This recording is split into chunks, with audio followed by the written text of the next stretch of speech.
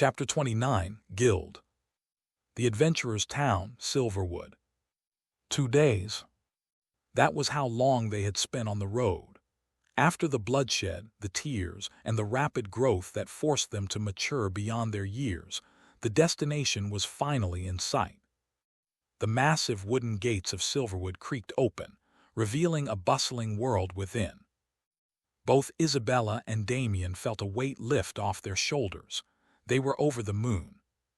"Ha-ha, Isabel, look at that!" Damien pointed excitedly, his composure as a noble completely abandoned. "They're actually selling candied haws here. It's just like in the novels." "And over here, young master." Isabel peered at a bubbling cauldron with a mixture of curiosity and disgust. "Boiled arracane legs." Who looks at a giant spider and thinks, lunch?" Damien dragged Isabel from stall to stall, weaving through the crowd. The inner childishness in his heart, suppressed by the need for survival, had unknowingly taken over. Minutes ago, they had been tense travelers, but after flashing their family emblem to the guards, they had breezed through the checkpoint. Logic dictated they should find an inn, drop off the carriage, and rest, but Damien insisted on exploring immediately. "Oh, what's that in the middle of town?" Damien stopped dead in his tracks. "That huge building." A familiar joy rushed into his heart. It was the same electric thrill he used to feel back on the Blue Star when he found a new, top-tier novel with thousands of chapters. Except this time, he wasn't reading the words. He was living them. The air was thick with the scent of soot from nearby smithies and the savory grease of street food. The noise was a chaotic symphony, clanging hammers, haggling merchants, and the laughter of drunkards. All around him, the fantasy world breathed. A human warrior in battered leather armor marched past, with a greatsword swung across his back. To the left, a cat-eared beastkin manned a small potion shop, waving her tail to signal customers. Isabel took in the scene, her eyes wide. Like Damien, this was her first time seeing the wider world. But as his guardian and his maid, she forced herself to snap out of it. "Compose yourself, Isabel," she scolded herself. "You are the shield." She grabbed Damien's sleeve, holding him back from wandering into a dark alley. "Calm down, young master. We left the carriage at the inn specifically to avoid attracting suspicion," she whispered urgently. "If you keep behaving like a country bumpkin, people will take notice." Unfortunately, it was hard to take her scolding seriously. While her mouth spoke of caution, her eyes were glued to a skewer of roasting meat, and a distinct trail of drool was forming at the corner of her lips. "What is that spice?" she muttered, her eyes losing focus. "It smells divine." "No, calm down, Isabel. You're supposed to be the adult here," Damien laughed. Isabel struggled. Her eyes darted left and right, fighting a losing battle against her own biology. Since awakening her demon blood, her basic stats had skyrocketed. But with great power came great sensitivity. The savory smells of Silverwood were hitting her senses with twice the intensity of a normal human. To her, the street food didn't just smell good, it smelled like life itself. Damien smiled at her struggle, then turned his gaze back to the massive structure looming over the town center. "Young master, it seems you weren't paying attention," Isabel said, wiping her mouth and trying to regain her dignity. "That building is the heart of Silverwood. The Adventurers Guild," Damien finished for her, "where people of all races gather to post and accept quests." "Correct. According to rumors, an S-class adventurer holds status on par with the kings of smaller nations," Isabel recited from her training. "Currently, our kingdom has 5 S-class adventurers. Your mother and father were 2 of them before they retired." Hearing this, Damien's smile faded slightly. The Adventurers Guild. He knew this faction well. In the original novel, the guild and the bounty hunters were the primary walls of defense against the demon race. But there was a problem, a massive one. In the original timeline, the guild master was assassinated before the war truly began. This decapitation strike split the guild into warring factions, leaving humanity unorganized and weak. Damien narrowed his eyes, his mind racing through the plot details. The guild master is supposed to break through to the Eighth Order in 6 years. He gets assassinated during his breakthrough meditation. If my theory is correct, the villains killed him specifically to weaken the world's defense before the invasion. Damien muttered under his breath, most of the major deaths in this timeline serve one purpose: to lower the world's overall combat power. If he wanted to survive, if he wanted to win, he had to prevent those deaths. The excitement of the market faded, replaced by a cold, calculating resolve. "All right, Isabel, let's head to the guild." "As we discussed," Damien whispered, "we need to register our new adventurer identities immediately." He wanted to warn the guild master right now. He wanted to scream, "Hey, watch your back in 6 years." But that was impossible. First, this was just a branch office. The guild master was in the capital. Second, who would believe a kid? And third, walking up to a Seventh Order powerhouse and spouting prophecies would likely get him killed on the spot. Damien needed leverage. He needed status. 6 years, he thought, clenching his fist. In the next 6 years, I need to become an S-rank adventurer. Only then will my words have weight. Only then can I stand before the guild master as an equal. "Isabel," Damien said, his voice dropping an octave. Isabel snapped to attention, sensing the shift in his mood. The drool was gone, replaced by the sharp gaze of a demon. "Let's go." "Yes, young master."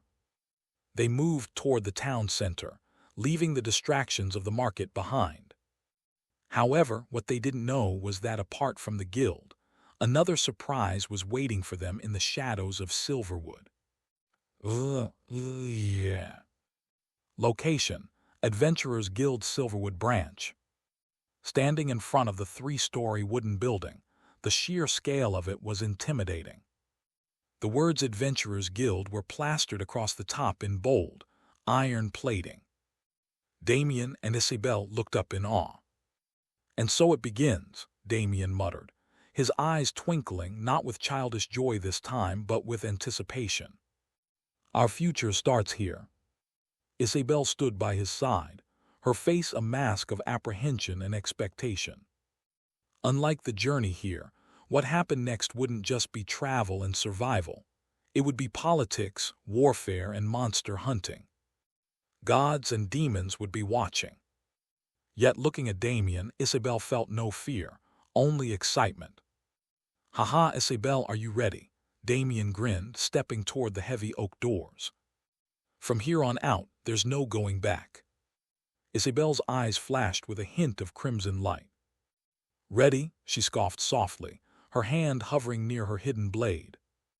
"As long as the young master wills it, I am always ready." Seeing her determination, Damien nodded. He pushed the doors open.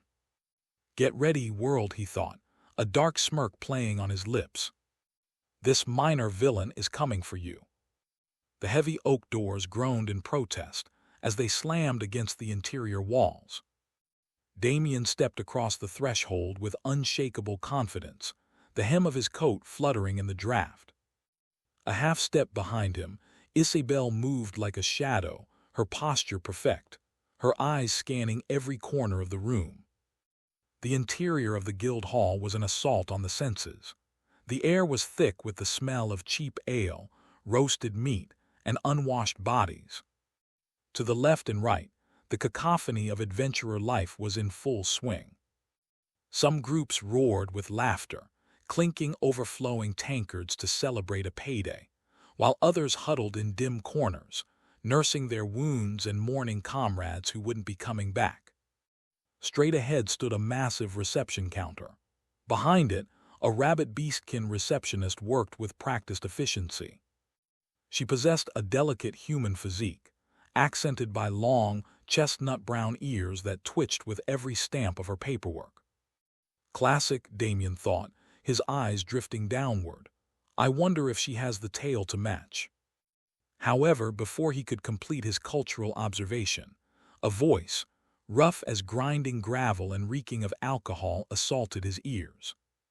Hick, look lads, since when did the guild open a kindergarten? A shadow loomed over them. And is that a maid? Oi, noble brat, if you don't want to get hurt, take your doll and run back to mommy. Burp.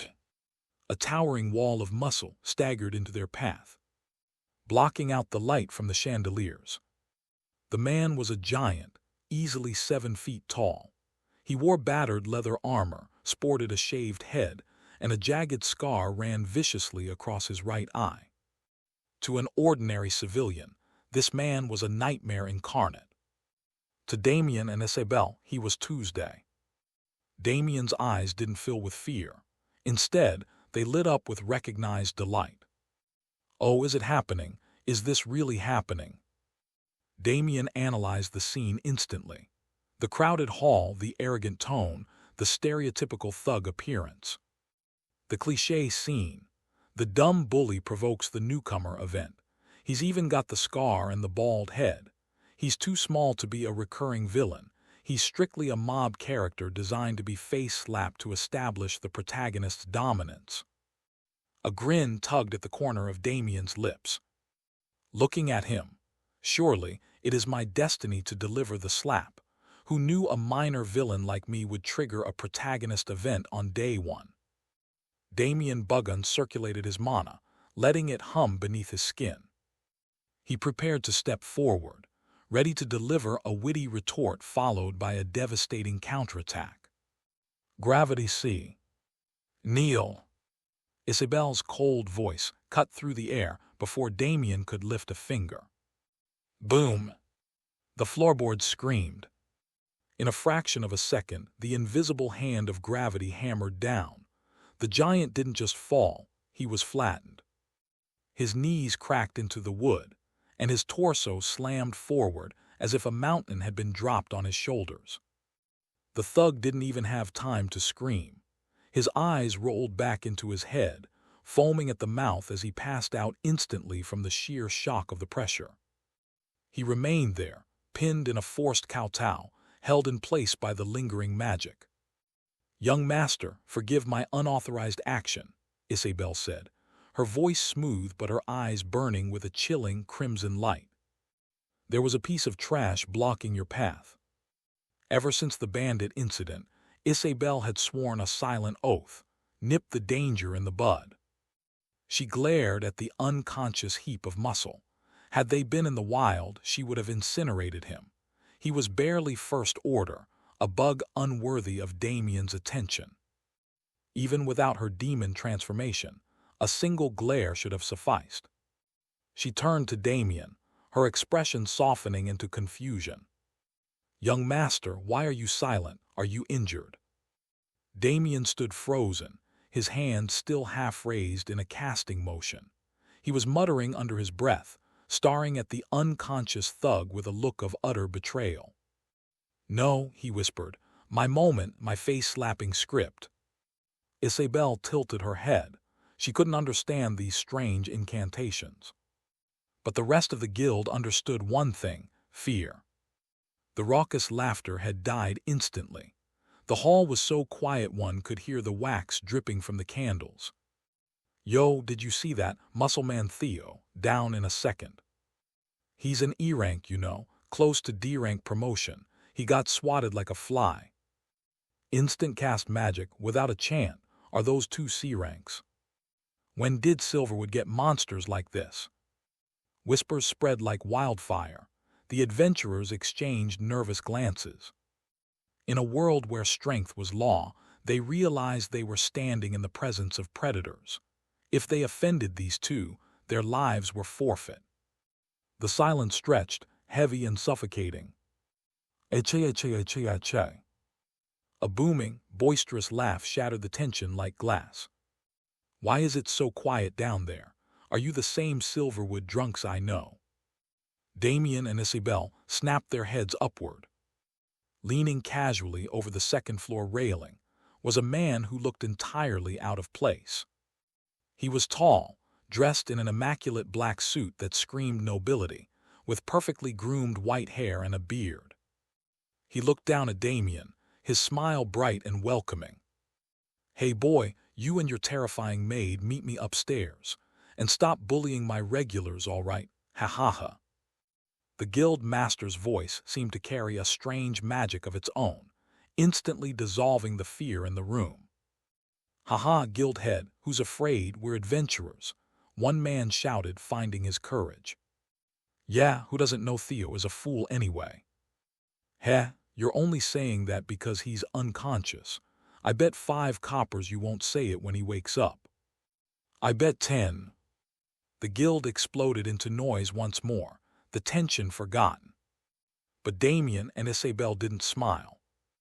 They stared up at the man in the black suit, the air around him felt distorted. Strong, Isabel thought, her muscles coiling instinctively. Dangerous, Damien agreed internally, the hairs on his arms standing on end. Beneath that grandfatherly smile, he felt a dormant volcano. This wasn't just an adventurer. This was a calamity in human skin. "Hey, system, isn't this the starter town?" Damien complained inwardly, swallowing dryly. "What kind of endgame boss hides in the newbie village?" Damien knew he had no choice. To refuse a summons from a being this powerful would be suicide. "Isabel," he said low and serious, "let's go." "Understood." Isabel followed him toward the stairs, her eyes flashing red one last time. She sensed the danger. If that man in the suit made even one wrong move toward her young master, she would burn this entire guild to ash. Consequences be damned. Guild head. Technically, it was a bureaucratic title given to the administrators of the various guild branches scattered across the empire. While there were many guild heads, there was only one guild leader. That was the man Damien was supposed to meet within 6 years. But the man currently sitting upstairs, the one his senses were screaming at him to run away from. Who the hell is this guy? Damien's brow furrowed, cold sweat tracing a line down his spine. I don't remember anyone like this in the original story. Is he a hidden NPC, a minor character I glossed over? But with this level of strength, why would he be unknown? Recalling the brief glimpse he'd had of the man earlier, Damien felt a sensation akin to standing inside the mouth of a behemoth. It was the feeling of being prey. Ordinary 4th or 5th order experts couldn't exert this kind of pressure. He's at least 6th order, maybe higher. Damien clenched his fists, calculating the odds. A 6th order existence. Even if Isabel and I burned our life force and attacked together, we wouldn't even be able to touch the hem of his clothes. The moment that thought crossed his mind, Damien's shoulders suddenly dropped. He relaxed. Ideally, one should panic in the face of death. But Damien realized that if the man wanted them dead, they would have been erased before their neurons could even fire a signal to react. Since resistance was futile, why waste energy worrying? Beside him, however, Isabel did not share his pragmatic resignation. Her demonic blood was boiling, her mana flaring aggressively as her survival instincts screamed at her to prepare for combat. "Relax," Damien whispered. They reached the 2nd floor. Unlike the bustling 1st floor, this corridor was silent. There was only one door. A heavy wooden door with a simple plaque, Guild Head. Knock, knock. Damien waited.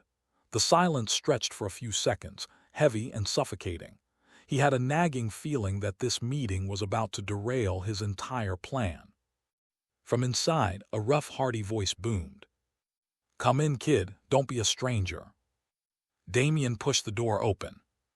The office was chaotic, stacked high with paperwork, smelling faintly of tobacco and old parchment. Behind the mahogany desk sat the white-haired man they had seen earlier. He was wearing reading glasses, currently scribbling on a document. Without looking up, the man spoke.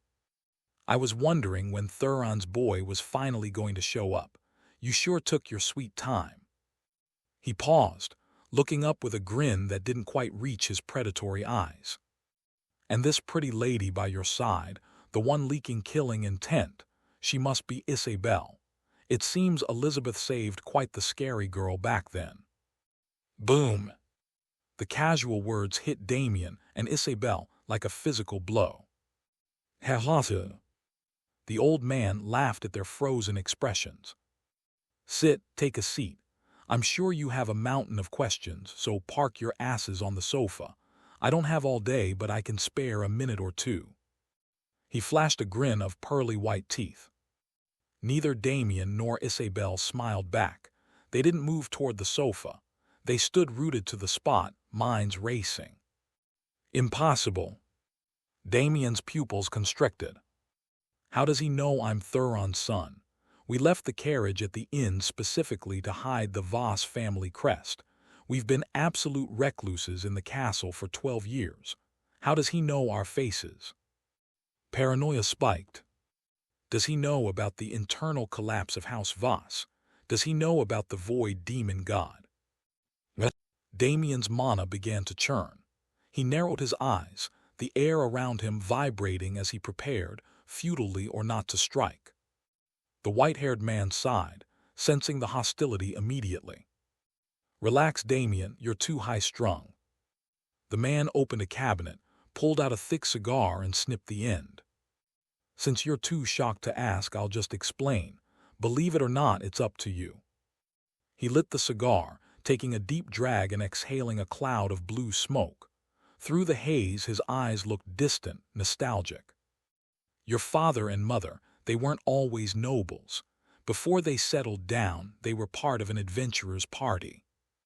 He leaned back, counting on his fingers. "A group of 5 lunatics determined to walk their own path, bound by no flag and no king.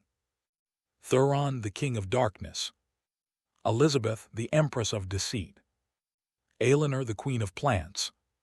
Durin, the king of weapons." The old man's grin widened, sharp and dangerous. "And lastly, Garrick, the king of fists." He tapped ash into a tray. "The 5 of us were known as the 5 kings of the empire.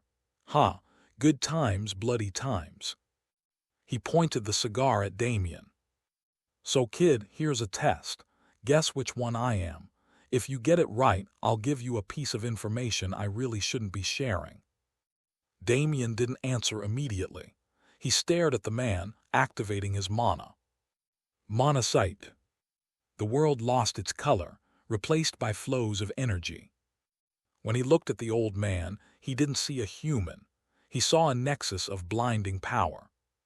Specifically, the man's hands were glowing with such intensity that it hurt to look at them. It wasn't just mana, it was condensed force, tight enough to shatter the fabric of space itself. "It looks like he's holding a miniature nuclear explosion in each palm." Damien deactivated the skill, blinking away the spots in his vision. "You're Garrick," Damien said, his voice steady. "The king of fists." "Oh," the man raised an eyebrow. "Reason." "Although you're suppressing it, the concentration of aura around your hands is monstrous. It feels like you could punch a hole through reality if you felt like it." Silence hung in the room for a second. Then Garrick threw his head back and roared with laughter. Amazing. That was mana sight, wasn't it?" The laughter died down as quickly as it started. Garrick looked impressed. "I don't know if Thuron told you, but I'm the one who invented that technique. Mana sight and mana sense, the very skills you and your maid are using right now." Garrick shook his head fondly. "Back when that bastard Thuron kept teleporting into shadows during our spars, I had to invent a way to predict where he'd pop out. Though I must say..." He eyed Damien critically. "Your usage is sloppy. It's way too obvious. You're practically shouting, 'I am scanning you,' when you use it." Garrick placed the cigar in the ashtray. The playful atmosphere in the room evaporated instantly. The air grew heavy. Gravity seemed to double. "Damien Voss, son of my old friend Thuron." Garrick took off his glasses. his eyes piercing through Damien's soul. "Your father told me explicitly not to tell you this, but you passed my test, and frankly, I don't give a damn about his orders. However," Garrick added, his voice dropping an octave, "once I tell you, you owe me a favor." Damien felt a chill that had nothing to do with the temperature. An ominous premonition clawed at his heart. "Tell me," Damien said. "I promise." Garrick leaned forward, his hands clasped on the desk. The hatred and madness swirling in the old veteran's eyes were terrifying to behold. "Damien, listen carefully. Your father is dying." Damien froze. "And not only is he about to die," Garrick continued, his voice a low growl, "but if we don't act now, your entire family is going to be slaughtered along with him." "How does he know the family is in danger? Did Dad tell him? Also, why is he telling me? Does he really expect a 12-year-old kid like me to change the situation? Plus, he was never mentioned in the original story. Either he dies early or something is missing here." Muttering inwardly, Damien looked at Garrick with suspicion. Although he didn't know what it was, he always felt the intentions of this person, who claimed to be his father's friend, were impure. Unfortunately, he neither had the strength nor the ability to find out what it was. The only thing he could do was try to get as much information from him and see what he wanted. So, using his contract gem ability to whisper to Isabel to stay still, he faced Garrick directly. "Hey Garrick," Damien said, dropping his guild head honorific. "I don't care about any adventurer party my old man was in, but what do you mean he's about to die? And you said you wanted me to promise you one thing. What do you want?" Staring into Garrick's eyes, Damien tried to see if he could see any emotion. Perhaps that would allow him to guess his intentions. Unfortunately, the only thing Damien saw was anger and madness. "Kid, it seems that what I said made you angry, but it's the truth," Garrick said, the madness in his eyes calming down a bit as he focused on business. "The Empire seems to be making moves on all of us from that party, and that brings me to the favor I wanted to ask you about." Garrick turned toward the shadows of his office. "Lyra, come out here. Come meet this kid. He's the one who'll help you out next." With that said, under the shocked eyes of Isabel and Damien, an injured elf girl came from behind Garrick's shelf. With shoulder-length blonde hair, a set of leaf-green chainmail armor, blue eyes, sharp ears, and a bow strapped against her back. She was injured, her waist and right arm wrapped in bandages, but her eyes held a fierce, cold resolve that felt familiar. Damien froze. "Wait." Blonde hair, green chainmail, a ranger seeking help from the human empire. Boom! Like a lightning bolt, a memory from the novel struck him. Lyra of 1,000 Miles. The future leader of the Rebel Alliance. The first dark elf in history. The woman who would one day snipe a 7th Order general from 3 kilometers away. In the original story, she was a tragic hero who died alone because she had no one to trust. But here she was, standing in front of him, alive and uncorrupted. Damien stared, temporarily lost in thought. He could barely believe his luck. "Ouch!" Feeling his thigh being pinched, Damien glared at the culprit. Isabel was pouting, glaring at him with jealousy. "Haha, quite the beauty, eh?" Garrick laughed, misunderstanding Damien's stare. "Unfortunately, that's the problem. Lyra here came from the elf forest to request help from Thuron. Apparently, it seems that the surrounding empires, including ours, are making their move on the elven forest to capture elves for slavery. Not only that," Garrick paused to smoke his cigar, the embers glowing like a warning, "but the slave traders who hit her squad weren't random bandits. The Second Prince's faction funded them. They seemed to be gathering sacrifices for something big." Damien's eyes narrowed slightly. "The Second Prince. The same bastard hunting my father." Seeing Damien fall silent, lost in thought, Garrick nodded with subtle satisfaction. The smoke from his cigar curled around a smirk he tried to hide. He thought the mention of the prince scared the boy, or perhaps motivated him through fear.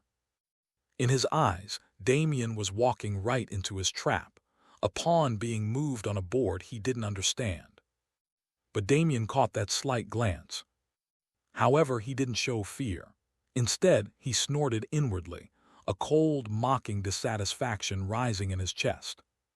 "You foolish old man," Damien thought, suppressing a greedy smile. "You think you're using me.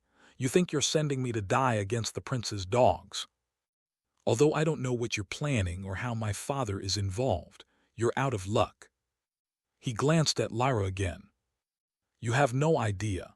Different from what you have in mind, you're handing me a secret weapon capable of killing kings on a silver platter." Thinking of this, Damien's mind began to wander. If he saved her, if he earned her loyalty now, he wouldn't just be saving an elf. He would be acquiring the future Lyra of 1,000 miles, and he'd be destroying one of the second prince's supply lines in the process. This wasn't a favor, it wasn't a trap, it was a robbery. "As you can see, she barely made it out," Garrick continued, puffing smoke, oblivious to the fact that the predator in the room wasn't him. "Her group was wiped out in Gravestone.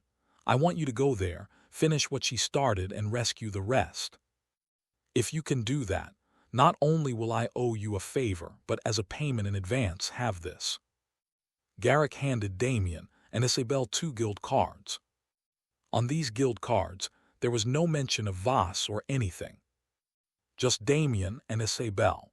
They were essential for maintaining their hidden identities.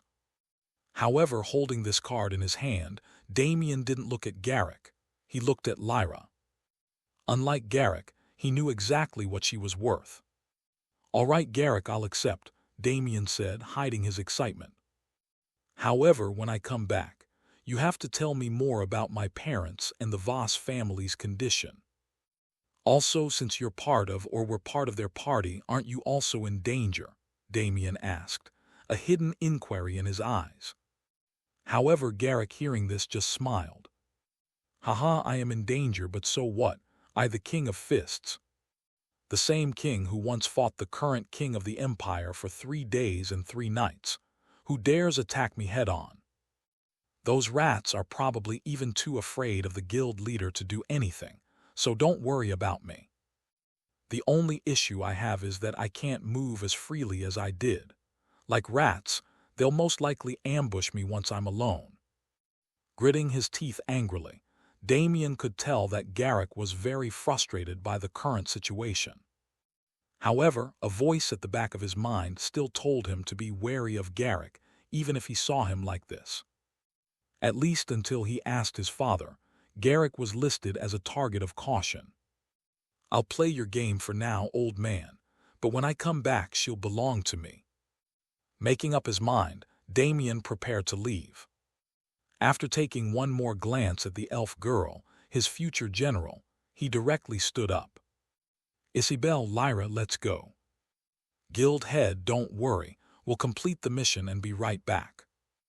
As he said this, Damien left the room with both of them in tow, leaving only Garrick seated in the room with a smile on his face. Damien, smart kid, he seems to suspect something. However, even if you do, what can you chain? Thuron, Elizabeth, Elinor, Durin, are you ready? This era is about to reach its peak. Laughing in silence, his whole being seemed to be consumed in madness as he looked forward to the future. Unfortunately, Damien wasn't there to see this scene, as right now, he and Lyra were in the middle of a serious discussion. "Hey, Lyra, is the elf queen a virgin?" asked Damien to the shocked eyes of the blushing Lyra and Isabel. "Lyra, I need to ask something. It'll sound strange, but answer honestly." Hearing this, both girls looked at him, confused. Damien exhaled. "Hey, Lyra, is the elf queen a virgin?" The silence that followed was explosive. "Why, young master," Isabel choked, "why are you asking something like that?" Lyra's stare turned sharp enough to kill. Damien immediately raised his hands. Wait, it's not what you're thinking. He coughed twice, his mind racing as he recalled a specific, terrifying detail from the novel. In the original story, the Elf Kingdom's barrier was impenetrable. It stood for thousands of years, but in the year 2025, it fell in a single night. Why? Queen was occupied with childbirth, and on the night of the attack, unable to attack the Elf Empire without their greatest backer fell.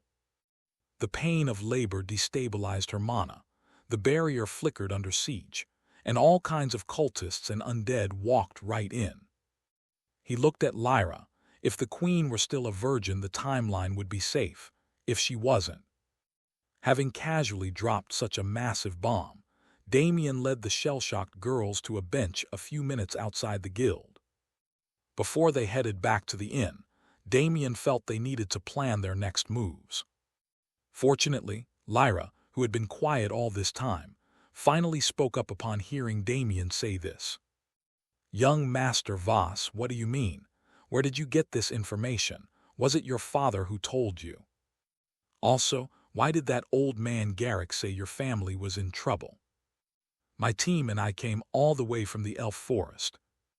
We risked being captured and killed on the way just to get some help from your father. Now you tell me that he can't help. Goddess of life, are you really going to forsake your people?" With a miserable smile on her face, Lyra's eyes unknowingly started to water. In a trance, she remembered the laughs of her brothers who had long since disappeared, since the humans started to invade their forest. She remembered the looks of determination as her team set off from the Elf Forest to get some help from the outside world.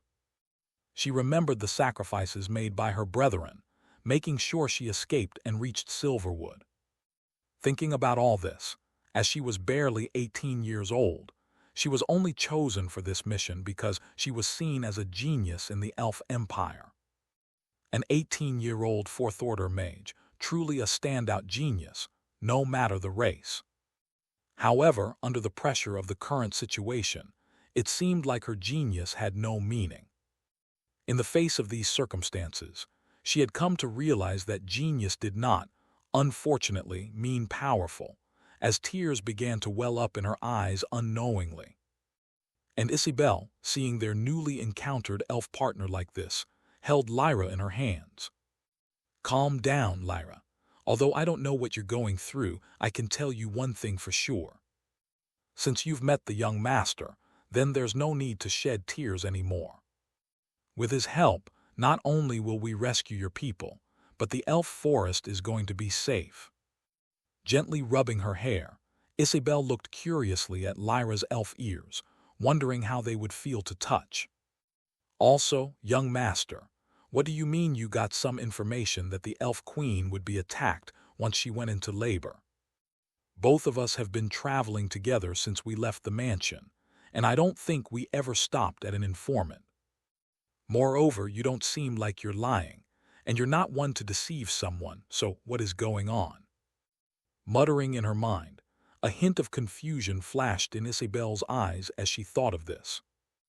However, after remembering her promise in the carriage to trust him unconditionally, she soon put away her messy thoughts. Yes, her part was not to question or doubt her young master, but to protect and clear his way while he moved forward. And Damien, seeing Isabel not asking anything, secretly sighed in relief. After all, he couldn't explain that he knew this thanks to the original story. However, I need to be more careful from now on. Had the situation not been urgent, I wouldn't have said it so carelessly. But since that's the case, I might as well hit the nail on the head asterisk. Thinking of this, an idea flashed in Damien's mind. Yes, Lyra, Isabel is right, although you sought out my father for help. But since fate brought us to meet, then consider your problems solved. Haha, trust me. After all, I am Voss, and we of the Voss family always keep our word. With a wide smile on his face, Damien tried to lighten the atmosphere. But Lyra, hearing him talk so confidently, turned to give him a scan before her expression turned cold. Hey, I don't mean to be rude, young Master Voss, but this is not a game. How old are you? You're probably younger than me and weaker than me. Instead of wasting your life, you might as well use this time to get stronger. The slave traders who attacked us have a fortress near Gravestone, where they keep slaves captive before transporting them to various nobles. In that fortress, a multitude of Fourth Orders and Third Orders exist with their leader, the Fifth Order. Then let's not talk about the humans invading the elf forest, how some of them even have Sixth Orders leading the slave hunting teams. In such a situation where my life is on the line, unfortunately to say, but neither you nor your maid qualifies as even cannon fodder. Looking at both of you, I doubt either of you could even take an arrow for me. With eyes completely cold, devoid of any emotion, Lyra seemed to have concluded. As long as she tried her best, with her Fourth Order archery and stealth skills, she should be able to sneak into the fortress and try to free her people. Once they were free, she would lead them back into the elf forest and join the fight against the slave traders. Making up her mind, she gently stood up, getting out from Isabel's arms, determination to risk it all flowing through her heart. Damien watched her, and seeing that look of absolute suicidal resolve, the deeper, darker details of her story finally clicked into place. He didn't just see a hero anymore, he saw the tragedy about to unfold. Boom! Like an explosion in his mind, the specific text regarding her transformation rushed back to him. Lyra of 1,000 miles, the world's greatest assassin, the leader of the rebel slave coalition, the avenger of elves and the first dark elf in history. In the novel, rumors had it that after losing her family during this exact slave capture era, Lyra was consumed by hatred. She began to dabble in abyss magic to gain strength until her skin turned black. From then on, known as the Dark Elf, she rescued multiple slaves all around the world, her arrows capable of killing Seventh Order warriors and mages from miles apart. But she had a tragic end. She was betrayed by someone under her command, her location exposed, leading to an ambush. Readers speculated that had she not been betrayed, she alone, using her guerrilla warfare and hit-and-run tactics, would have been able to beat down humanity from its kingdom age, as all kings were in the range of her arrows. Remembering all of this, Damien looked at the girl in front of him with a new weight in his gaze. She was standing on the precipice. If she walked out that door alone, she would lose her family, turn to the abyss, and start the cycle of hatred that ended in her betrayal. She is a future big shot, but right now she is just a victim waiting to happen. In fact, she was on his list of people to save or change their fate if he could. Now encountering her here, right at her turning point, how could he afford to let her go? Thinking of this, Damien decided, eyes narrowed as he seemingly made a choice. "Wait a minute, Lyra," Damien called out, his voice sharp. "Although what you're saying isn't necessarily wrong, but if you go there, there's a 90% chance whatever you plan to do will fail. Even if you do manage to free your friends yourself and head back to the elf forest. But the overall situation can't be changed by you alone." However, his words only made the determined Lyra angry again. "Do you think I don't know that? But what choice do I have? If I don't do anything, everyone will either die or be a slave. At least if I go, I'll make sure to kill as many people as I can before falling. Much better than staying here doing nothing."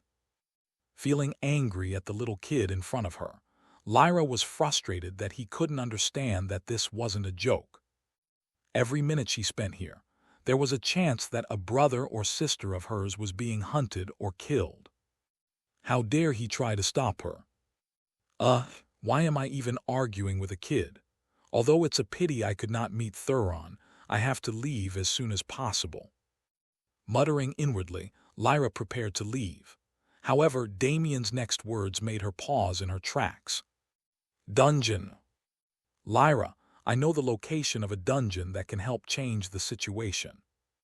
If you help me conquer this dungeon, not only will we be able to save your people from the slave traders, but we'll also be able to save the elf forest." Stopping Lyra in her tracks, Damien determined to save this elf girl from her future tragic life, as well as have her on his side.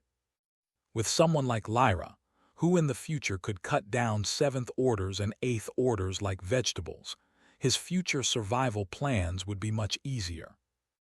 However, persuading her not to venture off alone was currently his main issue. If he couldn't do that, then having this future magic sniper at his beck and call would be nothing but a pipe dream. "Lyra, listen to me first," Damien said, holding her hand. "Yes, I might be a kid to you. Yes, I might be weak. However, I have one advantage that you don't have, and that I know. As a member of the Voss family and only son of the patriarch, I know a lot of secrets that a lot of regular people don't know. And one of them is that in the border town Gravestone, where your partners got kidnapped, there's a dungeon. Not only any dungeon, but a dungeon that would make S-class adventurers and Eighth Order powerhouses salivate. In the border town Gravestone, there's a dragon dungeon. That's where the golden dragon Italica lay at rest after she died." Casually throwing the pot at Thuron, Damien inwardly knew what did was risky. In this dog-eat-dog world, anyone hearing what he said could easily be blinded by greed and attack him from the treasure. However, while he knew what he did was risky, inwardly, Damien knew that Lyra wasn't just anyone. Lyra, the first dark elf, despite being denoted as part of the evil faction of the novel, was one of the most heroic characters of them all. Having lost all her family and friends in the elf-human war, she grew as the slave rebel army leader to appreciate camaraderie and family more than anyone. It's also why when she realized she was betrayed, she didn't fight back. Rather, she let herself be killed on the spot, tired of this unjust world. Recalling more information from the novel, Damien knew that she wasn't one to betray him for something like this. And sure enough, he was right. Hearing Damien's words, she did not immediately act. However, her movements suddenly tensed up, which Damien noticed from the corner of his eyes. "How sure are you in what you're saying?" A dragon-class dungeon is something that would make the whole world spin its head trying to uncover. Even those hidden demigods, if they knew about it, wouldn't be able to sit still. If what you're saying is false, just say it now before I end up executing you for wasting my time."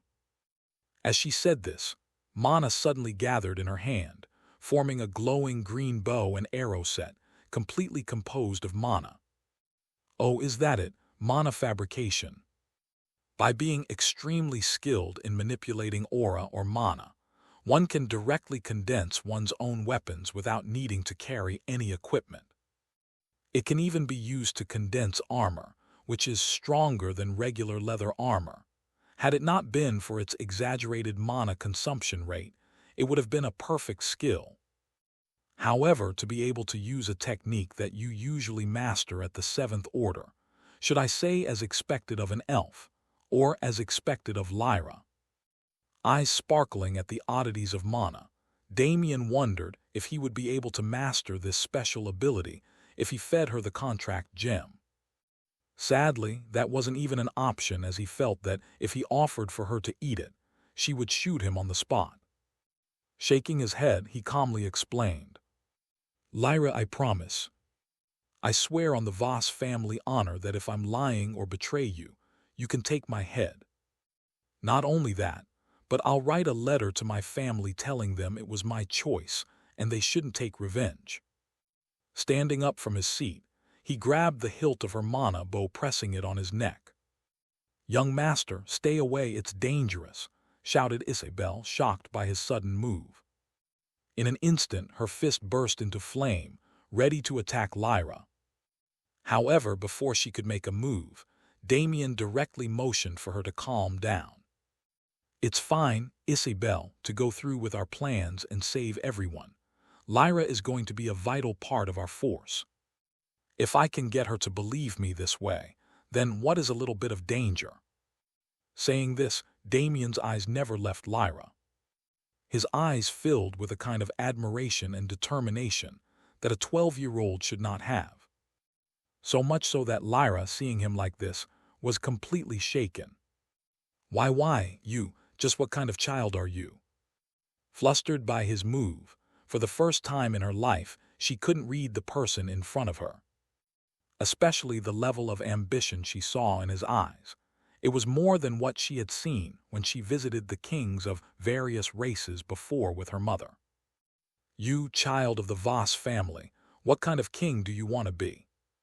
Yes, king, for in her eyes, the gaze Damien possessed was a gaze of someone determined to conquer.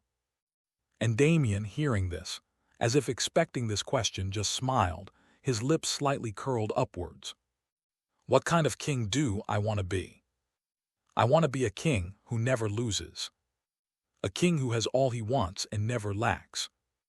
A king who can have his cake and eat it. A greedy king, if you will, ha." Laughing with joy at this moment, Damien felt like the last part of his soul was suddenly complete. Ever since he came to this world, he has always felt like there was a bit of a gap between him and the rest of the world. Despite now having loving parents and a lovely maid, a part of him still felt like this was just a book to him. Apart from changing the ending, he never really had a goal for himself. However, as time passed, the void demon god appeared to Isabel when she went berserk, to Garrick from the guild and Lyra in front of him. Time and time again, he witnessed people he couldn't beat, people who completely crushed him in strength. Damien realized that the current him was not the protagonist. So much so that at the back of his mind, he wondered if there was any point to everything he was doing. At the end of the day, could he, as a minor villain, complete what the original protagonist could not do and have a perfect ending? And what was a perfect ending? Was it one where only he survived, or one where only he and his family survived? Or was it one where he died and his family survived? Because, based on the original story, even with the system, Damien doubted he could save everyone. However, hearing Lyra's question, I've decided. Even if the perfect ending is impossible, I have to make the impossible possible. If the Empire doesn't agree, destroy the Empire. If the dragons don't agree, then slay them into oblivion. If the gods don't agree, then cast down their kingdom of the gods and smash their churches. In this life, he wanted to make up for all his regrets and more. With the contract gem in hand and the system, even if it meant being the biggest villain in history or even being labeled a tyrant, Damien silently decided he would believe in himself and make anything he wanted come true. In this life, he would be a king without regrets and satiate all his desires. In this life, he would be the greedy king. Realizing this, much like an epiphany, the mana and aura levels in his body began to churn and increase. Had it not been for the lack of a proper technique and his deliberate suppression, he could have since broken through fourth order. A change that the quick-sensing Lyra noticed, however, she did not ask anything, as it was not her business. Rather, feeling the conviction of the young man in front of her, a voice at the back of her mind told her to believe in him. That if she didn't, then she would forever regret missing this opportunity. So with that in mind, she silently concluded. Still with cold eyes, she glared at Isabel and then at Damien. "All right, kid, I'll take your word for it. However, we have to leave as soon as possible for the dungeon. The longer we waste time, the more likely my partners might be tortured or sold to a noble. I hope we can rescue them as soon as possible," she said, bowing slightly to Damien. After all, she was the one who needed his help. And hearing this, Damien just smiled. "Don't worry about it. Once we have dinner, we can head off. Isabel, let's go back to the inn for dinner. Lyra, you follow us too." Not giving them a chance to reply, Damien said this, leaving Lyra and Isabel alone staring at each other. Oh, amazing. Although I didn't expect it to be as good as the mansion food, this is great, yelled Damien as he swallowed a cool spoon of slime soup. Feeling the slimy yet tasty substance run down his neck, he couldn't help but look at the reactions of Lyra and Isabel. However, from the way they each gobbled up their food, it was obvious they were enjoying it too. Young master, I think your statement is a bit too harsh. How can this food compare to the food prepared by the family? In the family, chefs are world-class experts using the finest bit of mana control possible in creating their food. It would be hard to find food better than home, said Isabel. Unfortunately, her non-stop eating motion made her words seem a bit less credible. And watching them both eat like this, as if they had never seen food before, Lyra wondered if she hadn't made a mistake. Was it really right for me to believe in these people? Heading back into the inn, Damien, Lyra and Isabel all sat at the diner as they had their dinner, getting ready for their journey north. After they rescued the Lyra's captured clansmen, they would all travel north back to the Elf Empire immediately. But before heading anywhere, they had to discuss their game plan. Fortunately, Damien had already thought about this on the way back. Lyra, it's not too late, so we can immediately set off for action. Muttering this, Damien instantly cast a barrier. Voss' secret art room. Similar to the one Thuron cast when talking to the elders, Damien cast his own shielding spell. Although on a much weaker and smaller scale, with this, he could ensure their next set of plans doesn't get leaked. And Lyra, sensing this move, didn't say anything, just nodded at him in appreciation. Should she say as expected of a Voss, truly a talented family.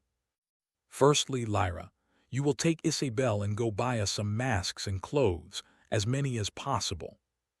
We three will each wear a set while the others will be kept until we reach Gravestone. I'll tell you what once it's time. I'll also be leaving my golem and carriage behind, as we don't want to be associated with the Voss family, so getting there, we need to buy a new carriage. As an elf, I'm expecting you to be able to ride one. With you guys being close to nature and all. Giving one order after the other, it was obvious that Damien had thought thoroughly about this plan. From ditching the carriage to masks, to prevent their identity from being revealed. To the secret art use, the more Damien seemed prepared, the more Lyra began to trust him. The only thing that made her somewhat worried was the fact that he still hadn't mentioned where exactly the dungeon was. And even if no one knew where it was still an S-Class dungeon. For S-Class dungeons, even the weakest S-Class was like sending them to their deaths. Unless he had more hidden information, even if there were indeed artifacts there that could help turn the situation around. The three of them would most likely die before getting it. Reflecting on this, she immediately shared her thoughts. Damien, this is an S-Class dungeon. Let's say it exists, although I don't fully believe you. But it's also the resting place of the Golden Dragon Italica. You know what that means? She asked, looking deeply into Damien's eyes. However, Damien just took another gulp from his slimy broth and smiled. Good food. And yes, I do know what that means. It means that it's going to be crawling with dragon beasts. However, don't worry, like I said before, I had a plan. Choosing not to say more, Damien recalled more information from the original story. Dragons, creatures who only existed in the realm of story on the Blue Star, freely roamed the world of Ilias. And while their existence may be scarce, but their might and ability is beyond a doubt. Pausing slightly, Damien's thoughts continued to wander. With superhuman strength, durability, speed, and magic at birth, it's even rumored that all true-blood dragons, when they grow into adults, have strength comparable to gods. Their aura alone is powerful enough to level mountains, and their breath can burn the seas. Even staying beside them can alter your genealogy, turning you into some kind of half-dragon monster, a monster commonly referred to as dragon beasts. In the original story, it seemed like the opponent who killed Italica cursed her with some kind of spell, which caused her strength and ability to weaken greatly. If not, they wouldn't have been able to easily succeed with their third-order strength at the time. However, now so many years before the original dungeon raids, is everything really going to be the same? Thinking of this, Damien couldn't quite be sure. And if he wanted to ask his system, this stupid system, if his would most likely drain the last of his DP. He was saving to prevent any accident in the dungeon raid. Fortunately, just before he could speak anymore, Isabella beside him suddenly spoke up. Burp tilde. Hey, young master, I think I ate too much. Burp tilde. Clenching her belly, which had doubled in size, it turns out that while they were talking, engrossed in the food, Isabel kept on ordering and ordering more until she came to the current situation. A situation which left Damien and Lyra helpless. Ha ha, could it be apart from demon blood, I awakened some kind of greedy trait in you? Or could your demon blood be some kind of greed demon bloodline? Talking to her mind directly through the contract gem, Damien cracked a joke as he found this new side of Isabel funny. Even Lyra beside him cracked a light chuckle, looking at her helpless expression with a smile on her face. A young master. I don't understand what happened. I just kept eating and eating. Maybe I have awakened some kind of greed demon bloodline. However, why do I have fire and gravity abilities? Answering back, Isabel, having no idea that Damien was messing with her, was lost in thought. Could it be that she would keep eating like this from now on? Frowning her brows with worry, Isabel struggled to sit up. Haha, all right, Isabel, Lyra, let's start going before they shut down the teleportation gates. If we leave now, we can get to Gravestone just before nightfall and use the cover of nightfall to sneak outside the city to the dungeon. This way, our chances of being discovered are also less. Also, once we get to Gravestone, immediately put on your masks and cloaks. Giving the final order, Damien, having sensed that the diner was becoming more and more empty, decided it was time to leave. Even if there were some changes in the dungeon, he still had to try. For Lyra, for his family, for the elves, and most importantly, for himself. For someone who vowed to be the greedy king, how dare a mere change of plot make him waver? If he was going to easily falter, then why even bother to leave the mansion in the first place? He should have waited and just died with everyone. With a renewed determination and excitement for the future, Damien took a glass of water from beside him and held it up. Cheers to the success of our plans. Cheers to a greater future. Cheers and cheers to the birth of the Black Thread. Yes, with himself at the center, Damien had decided to help with his plans. With Isabel and soon-to-be Lyra, he knew his group would continue to grow from here. And together, they would be the black thread that stitched and weaved the fabric of destiny under his guidance and the destiny system. A goal which he silently vowed to achieve. Fortunately, Isabel and Lyra, although they didn't know what he meant by the black thread or what it was. Infected by the atmosphere, they followed suit and raised their cup in agreement. Cheers! Cheers! With smiles and determination in their eyes, the three of them stood up from their seats, getting ready to act. Under the guise of the night, the river of destiny suddenly turned turbulent, causing various gods and demons to gaze onto the main world of Elias. However, all this was unknown to Damien and his party as they gathered their things before heading toward the teleportation center. The Silverwood Adventurer Town. Teleportation Zone.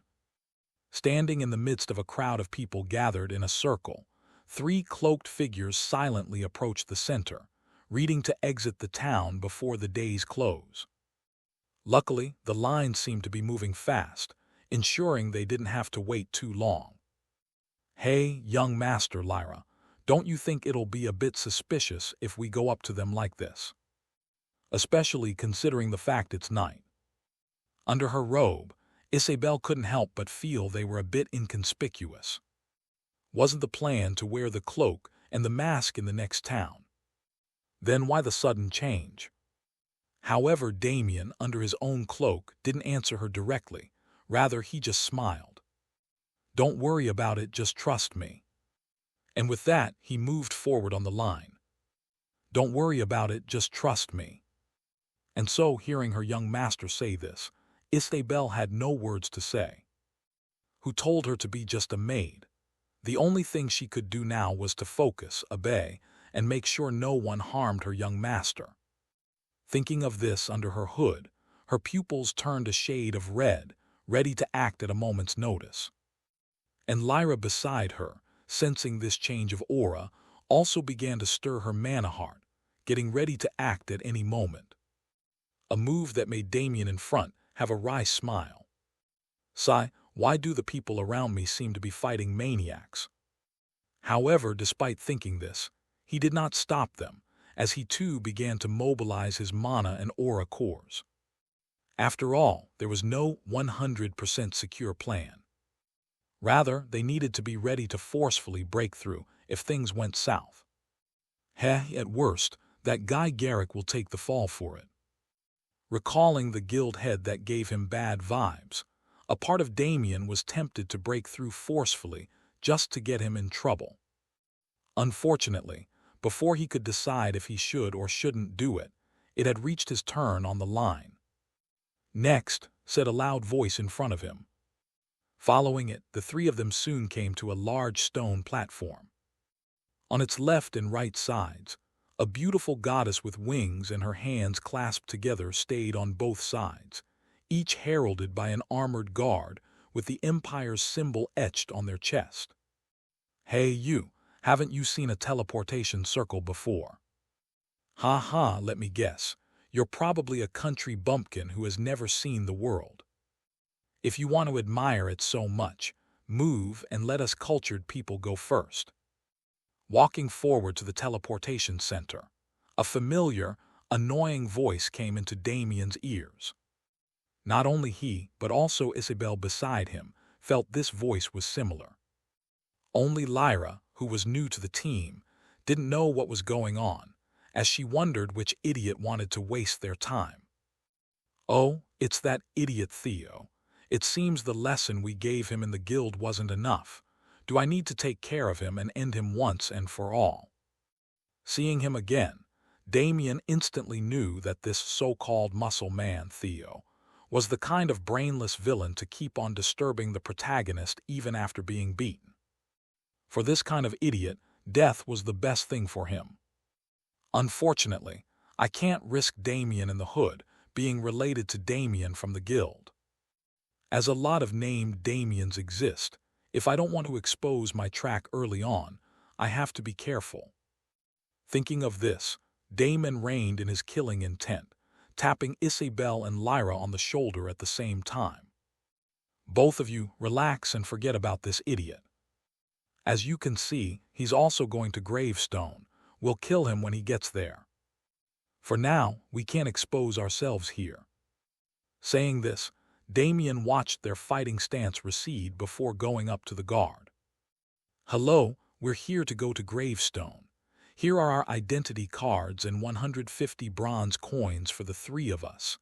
Handing over the money, the guard just scanned their cards before letting them go. No words, no questions, just standing still like soldiers.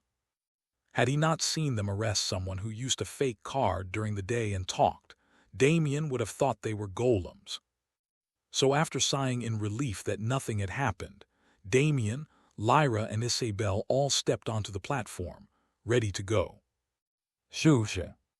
With a loud zap, after getting an order from the guard, a bright light flashed on the circle, instantly making them vanish. If nothing else had happened, they would have already been at Gravestone. And the guard on the right, knowing this, silently took out a pink crystal gem. Report to Master Garrick.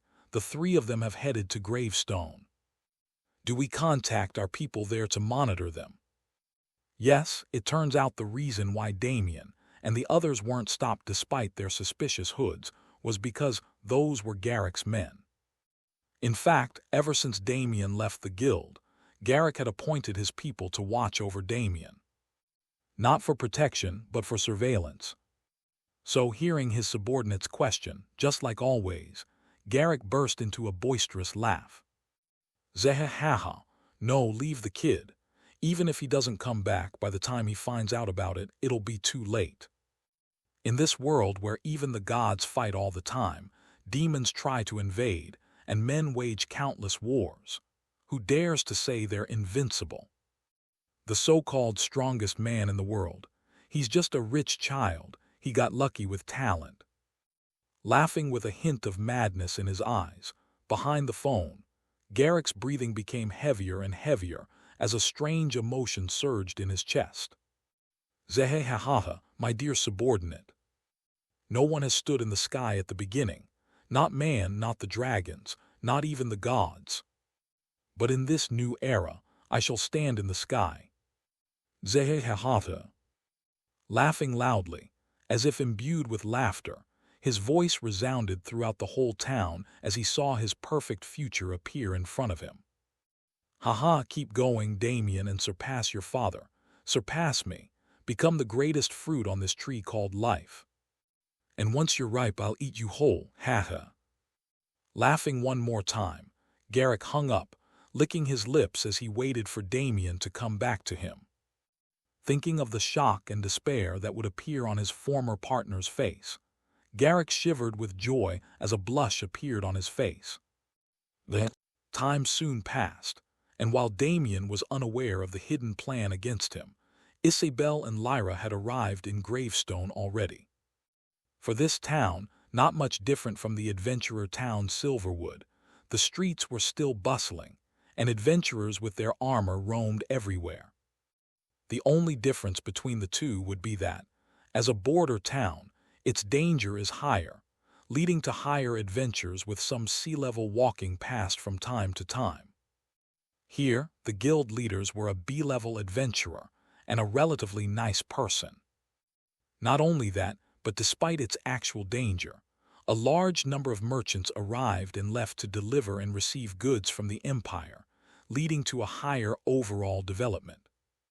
If I rate Silverwood a 5 out of 10, then Gravestone deserves at least a 7. Muttering slightly, the masked Damien floated over the town walls with Isabel and Lyra right behind him. To his right, Isabel also used gravity magic, while Lyra used wind magic to float over. Right now, the three of them were heading towards the dungeon location. System, how much DP do I need to get a location of the dungeon? He whispered. Although unwilling, it seemed that the original novel's description of the dungeon location was vague, only stating that about 30 minutes north of here lay the dungeon. The protagonist back then accidentally stepped on a stone, revealing the cave entrance. As a minor villain, Damien didn't believe he had such luck. Rather, he might as well use the one thing he had, which the protagonist didn't. A system. Although unwilling, he had to spend the last few days he had here to avoid them wasting time searching for it. Processing host request. Detecting the host has partial information on the item. Reducing probability and plausibility cost. Generating new value. 100 DP is required. Current DP is 600. Reading the information from the system, Damien's eyebrows slightly rose. Oh, so it works like this. It seems in the future when spending DP I should think more, he muttered, a series of thoughts going through his mind. From this series of points, it seems the original price was much more than the 100 DP being offered. However, because he had some ability and knowledge of the request already, the price was directly reduced. Also, since this was one of the protagonist's major helps, Stealing it should grant a lot of DP. Thinking of this, he instantly made a decision. System suspended. Following his command, a translucent screen which only he could see suddenly appeared in front of him. On it was a map drawn with an X on it. Hey kid, what are you staring at? Let's go. Or could it be the dungeon doesn't exist, and you were just wasting my time? Her eyes turning dangerous, Lyra summoned her bow and an arrow, pointing it at Damien. If he dared to pull any funny business, she would kill him on the spot. However, for this, Damien hasn't paid her any attention. Haha, Lyra, learn to have more faith in me. I'm a Voss, after all. The Voss family always keeps their word. Saying this, he began to walk toward the X with a doubtful Isabel and Lyra right behind him. We're here. Damien stopped in front of a seemingly ordinary rock formation, about 30 minutes north of Gravestone. He checked the map on his translucent system screen, then looked up at the rugged terrain. To the naked eye, this place was nothing but a collection of jagged boulders and overgrown moss, the kind of scenery adventurers would walk past without a second glance. Here, Lyra frowned, her sharp elven ears twitching as she scanned the area. Damien, not to doubt the Voss family intelligence, but there is no mana fluctuation here. No dungeon entrance, no spatial distortion, just rocks.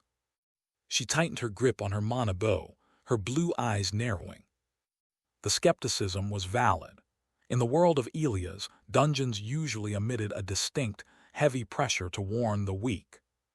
Here, the only sound was the wind whistling through the cracks. That's exactly why it hasn't been found for centuries, Damien said, a confident smirk playing on his lips. He stepped forward, placing his hand on a specific moss-covered boulder. In the original novel, the protagonist Alaric stumbled here while running from a Tier 3 magic beast. He bled on this rock by accident. But I don't need to bleed. I have the system's coordinates.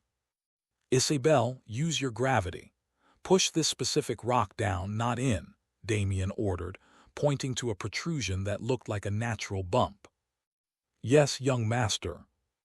Isabel obeyed instantly. Her eyes flashed a faint ruby red, a sign she was tapping into her Barrows-Ignean bloodline.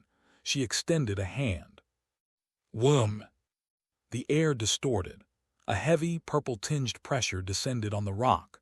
Unlike the chaotic explosion from her awakening, this was controlled and precise. Click! With a sound like a heavy lock disengaging, the boulder sank into the earth.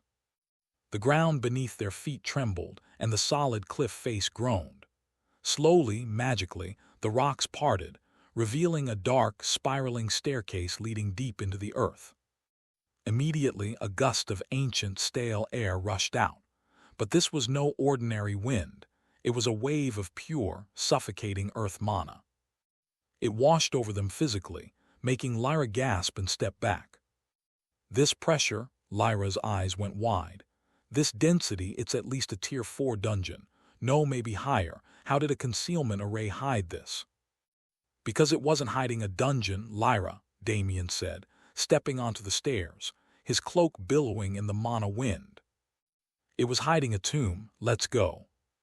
The descent was silent, save for the rhythmic tapping of their boots on the stone. As they went deeper, the darkness faded. The walls began to glow with a soft, golden luminescence. Veins of raw gold ore and mana crystals ran through the cavern walls, lighting up the path like a royal hallway. So beautiful, Isabel whispered, her hand brushing against the wall. Young master, these crystals, just one of them could buy a house in the capital. Don't get distracted by the wallpaper, Isabel. We're here for the main course, Damien warned, though he too was impressed. The resting place of the golden dragon Italica. In the novel, the protagonist used this wealth to fund his rebellion against the demon lord. I'll be using it to fund my shadow faction. Enemies ahead, Lyra's voice cut through his thoughts. She had taken the vanguard, her eyes glowing with a faint green light as she used an elven sight technique. 300 meters. Construct type, 4 of them. Strength, Damien asked. High tier 3. Their armor is gold. Lyra sounded confused. Golden sentinels. Damien identified them immediately. Golems made of gold and earth mana. Physical attacks barely scratch them and they have high magic resistance. Perfect. He looked at his 2 companions. This was the test. Lyra, you take the eyes. They are the only weak points for ranged attacks. Isabel, when Lyra blinds them, crush them. I'll handle any that get too close. Understood, Lyra said. She raised her hand and the mana in the air swirled violently. Mana fabrication. In a split second, a beautiful, translucent green longbow materialized in her grip. Bypassing a quiver entirely, she pulled the string back, and an arrow of pure, condensed wind mana formed, humming with a high-pitched screech. Twang! The arrow flew through the dark corridor, faster than the eye could follow. Clang! 300 meters away, a metallic screech echoed. A massive, 10-foot-tall golden sentinel, which had just begun to animate, jerked its head back. The wind arrow had pierced straight through its visual receptor, shattering the gold plating. Target blinded, Lyra reported coolly, already forming a second arrow. My turn, Isabel stepped forward. The blinded golem roared, a sound like grinding metal, and charged. Behind it, 3 others woke up, their heavy golden footsteps shaking the floor. Isabel stared down the charging monsters. For a second, the sweet maid vanished, replaced by a demon. Gravity crush. She slammed her hands downward. Boom. The gravity in the corridor shifted violently, becoming crushing enough to shatter the floor tiles instantly. The leading golem, weighing tons, was slammed face first into the ground by an invisible hand. Its golden armor buckled and groaned under the pressure. The 3 golems behind it stumbled, their knees bending, struggling to lift their own feet. Now, Damien yelled. Refusing to stand back, he tested his own limits. Shadow step. Damien dissolved into the darkness cast by the glowing crystals. He reappeared instantly above the pinned, blinded golem. His hand was wreathed in black smoke, the signature of the Voss family magic. Shadow spike. Ignoring the thick armor, he aimed for the crack in the neck plating that Isabel's gravity had exposed. He thrust his hand down. A solid spear of shadow erupted from his palm, driving deep into the golem's mechanics. The light in the golem's remaining eye flickered and died. 1 down, Damien said, flipping off the carcass. 3 to go. The battle was a massacre. Lyra was a turret of death. Her accuracy was terrifying. Every arrow found a joint or a sensor. Isabel was a force of nature, controlling the battlefield with gravity zones that made the golems look like they were moving through molasses. And Damien was the executioner, using his shadow mobility to finish off the targets they set up. Within 5 minutes, the corridor was littered with piles of scrap gold. Ha ha, Isabel panted slightly, wiping sweat from her brow. That gravity spell consumes a lot of mana. You're doing great, Damien praised her, handing her a mana potion from his void gem. We're close. The density of the mana is increasing. Lyra looked at Damien, her expression complicated. You fight like a veteran, Voss, and your knowledge of these constructs, it's unnatural. I told you, Damien smirked, checking his sword. I'm a greedy king. A king knows his domain. Lyra rolled her eyes, but the respect in her gaze was undeniable. They moved on. Finally, they reached the end of the corridor. Before them stood a massive set of double doors, easily 50 feet high, carved from solid gold and etched with draconic runes. The pressure radiating from behind these doors was palpable. It felt heavy, ancient, and majestic. Behind this is the main chamber, Damien said, his voice turning serious. And the guardian. What kind of guardian? Isabel asked, her demon instincts flaring warning signals. In the story, it was a beast formed from the dragon's leaking aura and the surrounding earth. A golden earth dragon, not a true dragon but close enough to kill us if we aren't careful. Damien checked his status. DP 500. Status peak 3rd order suppressed.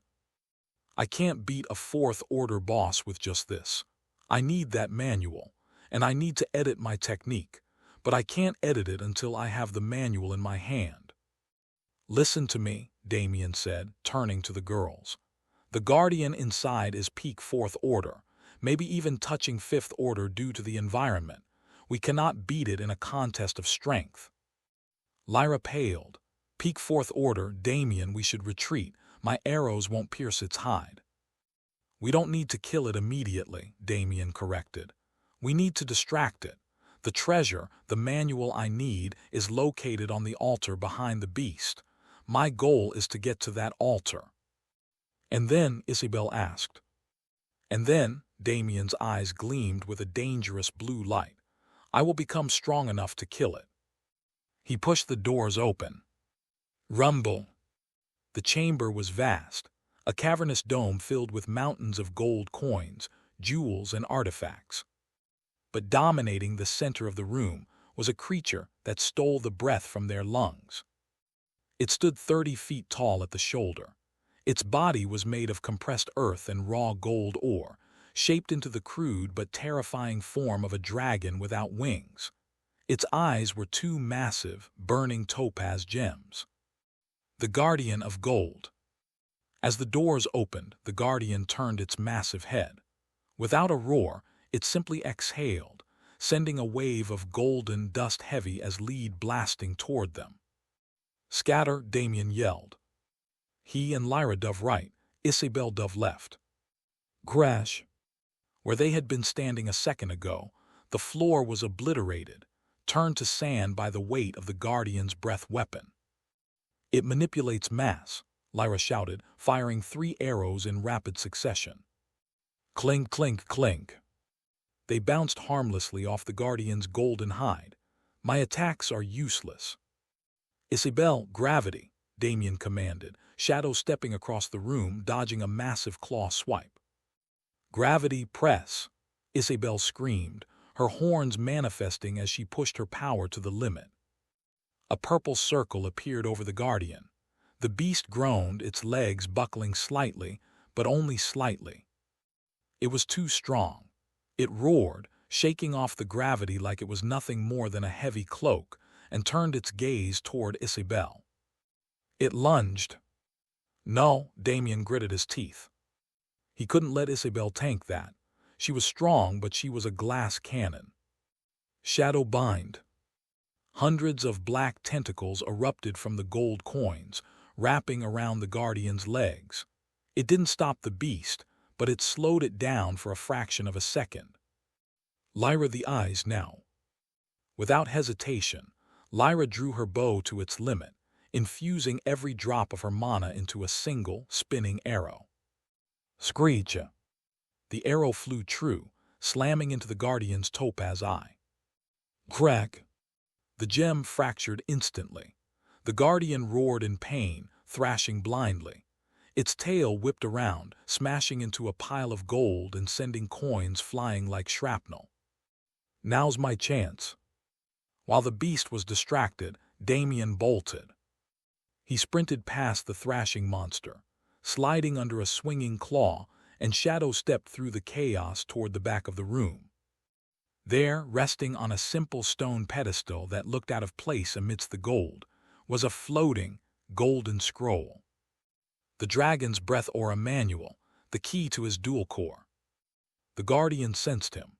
Ignoring Lyra and Isabel, it turned its cracked eye toward the thief stealing its master's legacy. It opened its mouth, gathering a massive sphere of golden energy, a beam that would vaporize anything it touched. Damien reached the pedestal. Keeping his eyes forward, he grabbed the scroll. System alert. Item detected. Golden Dragon Aura Manual Peak Grade. Do you wish to learn it? Learn it, Damien screamed in his mind. Learning technique acquired. The beam was firing, the light was blinding, Isabel was screaming his name. Damien stood his ground. He stared at the translucent blue screen hovering before his eyes, his finger poised over the final button. System alert. Current DP 500. Edit Midnight Tome for dual-core compatibility. Cost 500 DP. Spend it. Editing. Warning, severe soul backlash imminent. As the golden beam of destruction left the Guardian's mouth, Damien felt his soul rip open. Boom! The entire chamber shook violently as the beam of golden destruction collided with the pedestal. A mushroom cloud of dust, pulverized gold coins, and magical energy erupted, consuming everything in a 50-meter radius. "Young master!" Isabel screamed, her voice tearing through her throat. She scrambled to her feet, ignoring the mana exhaustion making her limbs tremble, and tried to run toward the explosion. "Stop!" Lyra grabbed her arm, digging her boots into the ground to hold the half-demon back. "You can't go in there. That energy, it's chaotic. It will shred you." "Let me go, he's in there." Isabel roared, her eyes flashing red again, the edges of her control fraying. The Guardian of Gold stood triumphant. Smoke poured from its mouth. It had vaporized the thief. It turned its massive, craggy head toward the two remaining intruders, ready to finish the job. But instead of dissipating, the smoke swirled. A low, vibrating hum began to emanate from the center of the crater. It wasn't the roar of a beast or the hum of a spell. It was the sound of two opposing natural disasters forcing themselves to coexist. Thump thump. A heartbeat, loud enough to be heard over the falling debris. Thump thump. The Guardian froze. Its instinct, honed over centuries of guarding this tomb, screamed a sudden, primal warning. Inside the smoke, a pair of eyes snapped open. One was a deep, abyssal black, leaking shadow like ink in water. The other was a vertically slit, glowing reptilian gold. "System," a voice spoke from the dust, calm and commanding. "Stabilize." "System alert." Dual-core state achieved. Midnight Tome edited. Golden Dragon aura assimilated. Current status, harmony. Warning, physical strain is at 300%. Duration limited. Good enough. Whoosh! A shockwave blasted the smoke away, revealing Damien Voss. But he was no longer the same boy who had run toward the pedestal.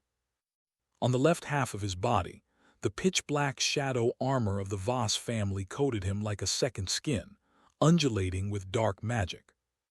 On the right half, brilliant, translucent golden scales formed of pure aura materialized, radiating a heat that distorted the air. The two energies met at the center of his chest, swirling together in a violent but stable vortex. Transcending the limits of a mage and the discipline of a knight, he had become a living catastrophe. "You," Lyra stared, her mouth agape. What are you?" Damien remained silent. He looked at his hands, clenching his fists. The power was intoxicating. It felt like he could crush a mountain. The pain the system had warned about, the soul-ripping agony, was there, burning in his nerves, but the adrenaline of the power masked it. He looked up at the Guardian. "You broke my clothes," Damien said, dusting off his shoulder where the shirt had disintegrated, leaving only the magical armor. "Do you have any idea how much my mother paid for these?" The Guardian roared, enraged that the ant was still alive. It lunged, bringing a massive golden claw down with enough force to flatten a tank. "Isabel, Lyra, stay back," Damien ordered. "I need to test this." Refusing to dodge, he stepped forward, raising his right arm, the one wreathed in golden aura. Bang! The collision created a shockwave that cracked the walls. Isabel gasped. Damien had caught the Guardian's claw with one hand. His feet had sunk inches into the stone floor, but he hadn't budged. The golden dragon aura flared. acting as an impenetrable shield against the physical weight of the monster. Heavy, Damien grunted, a savage grin spreading across his face, but not heavy enough. He twisted his hips. The shadow magic on his left side exploded. Shadow Piercer. Black spikes erupted not from his hand, but from the Guardian's own shadow beneath it. They shot upward, impaling the beast's underbelly. The Guardian shrieked, a sound of grinding rock, and tried to pull back. "I didn't say you could leave." Damien jumped. Eschewing flight spells, he launched himself with pure, explosive leg strength amplified by aura. He flew like a cannonball, landing directly on the Guardian's snout. Dual Art Eclipse Strike. He pulled his fist back. The golden aura concentrated around his knuckles, while shadow magic spiraled around his forearm to act as a thruster. Light and dark, mass and void. He punched the Guardian directly between its eyes. Crack. The sound was sickeningly loud.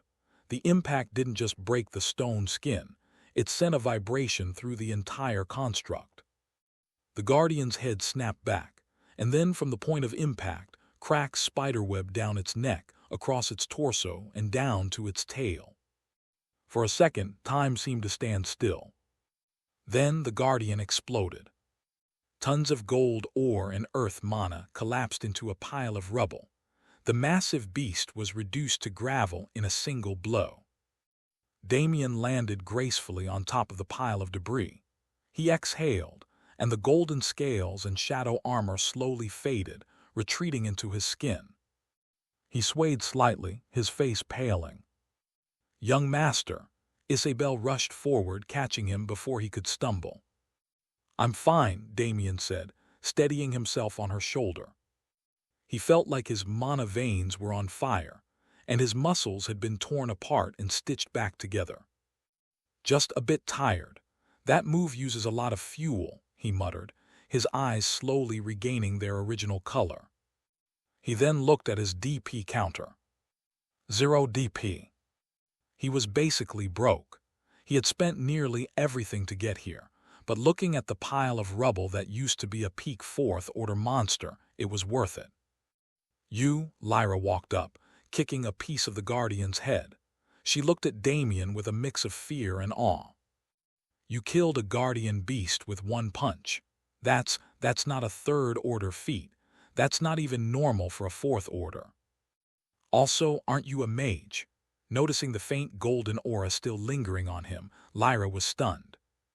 Even back in the elf forest, she had never heard of someone using aura and mana together. Perhaps this power could indeed save her people.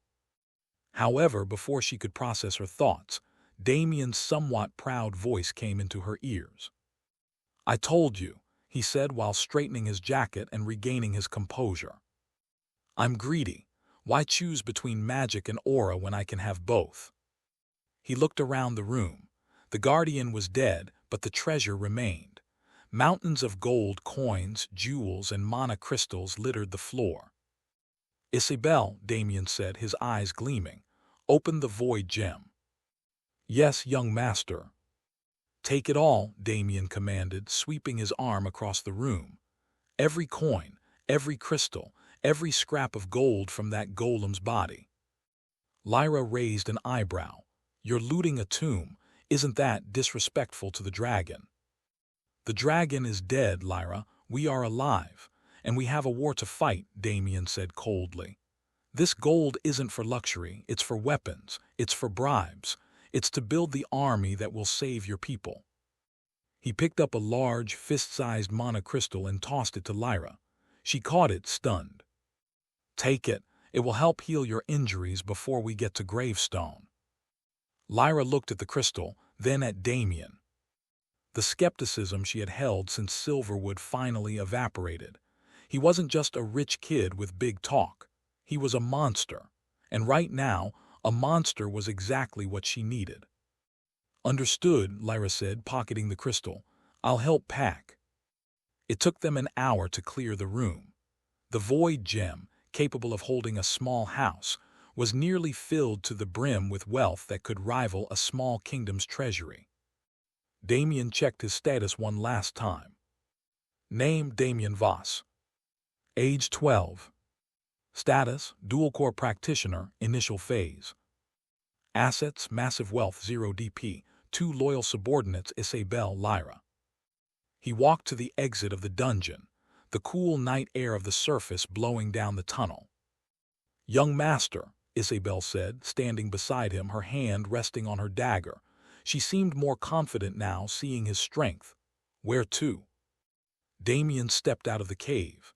He looked down from the mountain path toward the valley below. In the distance, the lights of Gravestone flickered. And on the edge of the town, a massive, dark stone structure loomed like a stain on the landscape. The Slaver Fortress.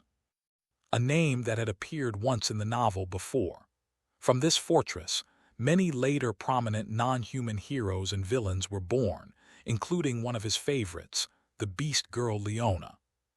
Speaking of which, Leona should be there around this time. He could imagine the elves inside. He could imagine Leona, the beast girl, locked in a cage. He remembered the scene from the novel where the slavers branded their captives. His blood boiled, but his mind was ice cold. "We have the power, we have the money. And now," Damien said, his eyes glowing in the dark, shifting between blue and gold, "we have a target." He turned to Lyra and Isabel. "Let's go. Tonight the Slaver King dies." The night air in Gravestone was thick, carrying the stench of rust, unwashed bodies, and dried blood. Perched on the high branch of a dead oak tree overlooking the valley, 3 figures looked down at the sprawling complex below. The Slaver Fortress. It wasn't a castle in the traditional sense. It was a converted prison mine, surrounded by 30-foot walls made of black iron and reinforced stone. Watchtowers armed with mana cannons dotted the perimeter, and the hum of a detection barrier buzzed faintly in the air. "There," Lyra's voice trembled, not with fear but with a cold, simmering rage. She lowered her mana-enhanced binoculars, her knuckles white as she gripped her bow. "In the central yard, that's my vice-captain and the others." Damien followed her gaze. In the center of the fortress, under the harsh light of magical floodlamps, a gruesome scene was playing out. About 50 slaves, elves, beastmen, and humans were chained together in a line. They were naked, stripped of their dignity, covered in filth. A fat, shirtless man with a branding iron was walking down the line. He wasn't just branding them, he was laughing. He pressed the glowing red iron into the shoulder of a screaming beastman, enjoying the smell of burning fur and flesh. "That pig," Isabel growled, a low, guttural sound that sounded more demon than human. "He's enjoying it." "That's the Slaver King's lieutenant, Butcher Kale," Lyra spat the name like a curse. "He breaks the slaves before they are sold. Look to the left." Damien looked. In a separate, smaller iron cage, a lone figure was chained up. It was a girl with lion-like ears and a tail, her body covered in scars, but her eyes were fierce, unyielding. She was biting at the iron bars, growling at anyone who came close. Leona, Damien recognized her instantly, the future lioness of the vanguard. In the novel, she was sold to a noble who forced her to fight in the Colosseum. She killed 1,000 gladiators before dying of exhaustion. She's here too. "They are preparing a shipment," Damien observed coldly. "See the carriages lining up. They plan to move them out at dawn. We arrived just in time." "Young master," Isabel turned to him, her eyes flickering with a dangerous crimson light. The residual will in her blood was reacting to the malice in the air, urging her to destroy. "Orders?" she asked. "We can't sneak in," Lyra muttered, trying to be tactical despite her rage. "That barrier detects mana signatures. If we cross it, the cannons will fire. We need to disable the generator first then." "No," Damien interrupted. He stood up on the branch, the wind catching his cloak. "We aren't sneaking, Lyra. We aren't thieves trying to steal bread." He looked down at the fortress, at the brutality, at the pain. He felt the midnight tome humming in his veins, hungry for darkness. He felt the golden dragon aura burning in his chest, demanding dominance. We are the black thread. We don't skirt around the edges of destiny. We cut right through it. He turned to his companions. Isabel, do you see that main gate, the one made of black iron? Yes, young master. I want you to rip it off its hinges. Make as much noise as possible. Isabel grinned, a smile that revealed slightly sharpened canines. With pleasure. Lyra, Damien looked at the elf. Those watchtowers. The moment the gate falls, they will try to fire the cannons. Don't let them. Lyra drew her bow, an arrow of pure wind forming instantly. They won't even get a spark off. Good. Damien cracked his neck. He checked his status one last time. DP 0. Mana full. Aura full. Mercy none. Let's go say hello. The Slaver Fortress main gate. 2 guards stood at the entrance, bored, leaning on their spears. Did you hear the butcher screaming earlier? One laughed. He really loves his work too much. It gives me the creeps. Hey, as long as the gold keeps flowing, who cares? Tomorrow's shipment is worth. Thump. The guard stopped. He looked at his water flask sitting on a crate. The water was vibrating. Thump. The ground shook rhythmically, like footsteps, heavy, impossible footsteps. What is that? The guard squinted into the darkness of the road leading up to the gate. A carriage. No. Out of the gloom, a single figure walked toward them, a maid. She wore a crisp black and white uniform that looked out of place in the mud. She had short orange hair and bright green eyes. She was walking calmly, but every step she took seemed to crack the earth beneath her boots. Hey, you, the guard leveled his spear. This is restricted territory. Get lost, little girl, before we... Isabel didn't stop. She raised her right hand, palm open. Gravity implode. She clenched her fist. Crunch. The 2 guards didn't even have time to scream. Their armor, their spears, and their bodies were instantly crushed into a ball of scrap metal and gore, compressed by 20 times the force of gravity. Isabel stepped over the remains without looking down. She stood before the massive, 30-foot iron gates. Young master said, open. She placed both hands on the cold metal. Her eyes flashed red. Roar. Mana exploded from her. The gravity vector shifted. Instead of pulling down, she pulled out. Srech. The sound was deafening. The massive hinges designed to withstand siege engines groaned in protest. The iron warped. Rivets popped like bullets. With a final, thunderous boom, the entire gate was ripped from the stone wall and flung backwards into the courtyard, crushing 3 unlucky slavers who had run to investigate the noise. The alarm bells began to ring wildly. Intruders, gate breach. High above in the watchtowers, the snipers scrambled to their mana cannons. Target the girl, fire at will, the commander screamed. The cannons glowed blue, charging up. Twang, twang, twang, twang. 4 sound almost simultaneous. In the 4 cardinal watchtowers, 4 cannon operators suddenly jerked backwards, arrows of wind protruding from their skulls. The mana cannons powered down, their operators dead before they could pull the trigger. On the ridge, Lyra stood like a statue, already drawing her next volley. In the courtyard, chaos erupted. Dozens of slavers, awakened by the crash, poured out of the barracks. They were a mix of mercenaries, rogue mages, and thugs. At their lead was Butcher Kale, his branding iron still glowing red in his hand. Who dares? Kale roared, his belly jiggling. Kill that bitch, bring me her head. 50 men charged at the lone maid, standing in the ruins of the gate. Isabel didn't move. She just smiled, a smile filled with the joy of finally being useful. She prepared to unleash a wave of fire. but she didn't have to. "Step back, Isabel." A calm voice spoke from behind her. A blur of gold and black shot past her shoulder. Damien launched himself into the center of the charging horde. He didn't use a weapon. He didn't need one. He landed in the middle of the mercenaries, the impact creating a crater. Dual Golden Shadow Domain. VOOM. A wave of pressure expanded from his body. To his left, the shadows lengthened, turning into sharp spikes that impaled the legs of the attackers. To his right, a blinding golden aura scorched the air, melting swords and armor instantly. Damien stood up slowly. His left eye was a void of darkness. His right eye was a slit of dragon gold.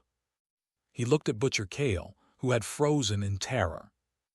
"I am Damien Voss," he announced, his voice amplified by aura so it echoed through the entire fortress. "And I am here to end your lives." Thanks for watching. Please subscribe and like the video and comment down if anything wrong in the story, and if have any suggestion to a new novel or want next part of any series, comment down.